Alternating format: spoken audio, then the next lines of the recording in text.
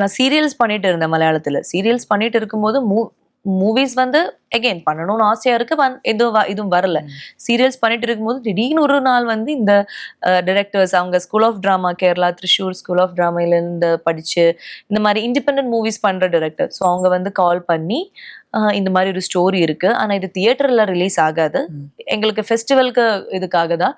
But இந்த மாதிரி title role தான் நீங்க பண்றது. ஸோ நீங்க ஓகேனா பண்ணலான்னு. அந்த டைம்ல நான் வந்து எனக்கு ஒரு மூவி எக்ஸ்பீரியன்ஸ் கிடைக்கணும். அது மட்டும் தான் மைண்ட்ல வச்சுட்டு போனது.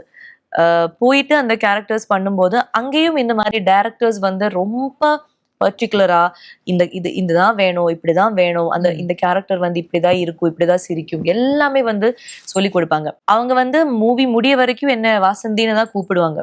என்னோட ரியல் பேரே கூப்பிடுறது இல்லை. ஏன்னா அவங்க எப்போ இந்த கொஸ்டின்ஸ் நம்ம டீச்சர்ஸ் வந்து சடன்லி கிளாஸ்ல கொஸ்டின்ஸ் கேட்பாங்களா, அதே மாதிரி நான் வந்து வேற ஏதோ போன்ல நோண்டிட்டு இருக்கும்போது வாசந்திக்கு இந்த மாதிரி ஒரு ஐபோன் கிடைச்சு அவங்க எப்படி அதை பண்ணிடுவாங்க அப்படின்னு கேட்கும்போது நம்ம ஓகே வாசந்தி பண்ணும்போது எப்படின்னு அந்த ஒரு எப்போ அந்த யோசனைக்கான ஒரு கொஸ்டின் கொடுத்துட்டு அவங்க போயிடுவாங்க.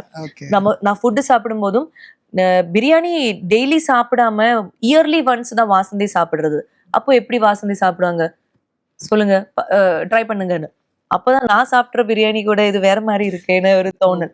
ஸோ அந்த மாதிரி ஒரு லேர்னிங் இல்லைன்னா ஒரு கோச்சிங் கிளாஸ் எனக்கு அந்த மூவில கிடைச்சது. டெய்லி இந்த கொஸ்டின்ஸ், அந்த கொஸ்டின்ஸ்க்கு ஆன்சர் தேடுறது, அந்த கொஸ்டின்ஸ்க்கு ஆன்சர் வந்து ரியாக்ஷனா கொடுக்கறது. ஏன்னா வாயில பேசுறது நமக்கு ஸ்கிரீன்ல காமிக்க முடியாது, ரியாக்ஷனா கொடுக்கறது எல்லாமே பயங்கரமான ஒரு லேர்னிங் எக்ஸ்பீரியன்ஸ். ரொம்ப கனெக்ட் பண்ணிக்க முடியாது. தீபாவளிக்கு மட்டும் தான் நம்ம வீட்டுல இட்லி கறி செய்வாங்க. அப்பெல்லாம் அந்த ஊர் சைட்ல சின்ன அந்த லைஃப் அப்ப அந்த ஒரு நாள் தான் வருஷத்துக்கு ஒரு நாள் சாப்பிடுறது இல்லையா? That feel is different.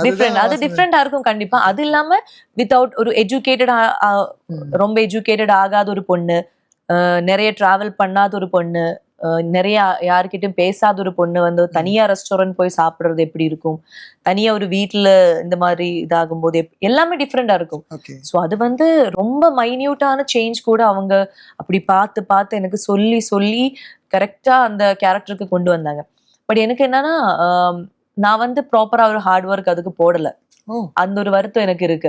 நான் இன்னும் நான் போடல. இவங்க வந்து இந்த கொஸ்டின்ஸ் கேட்கும் போதுதான் நான் யோசிக்கிறது.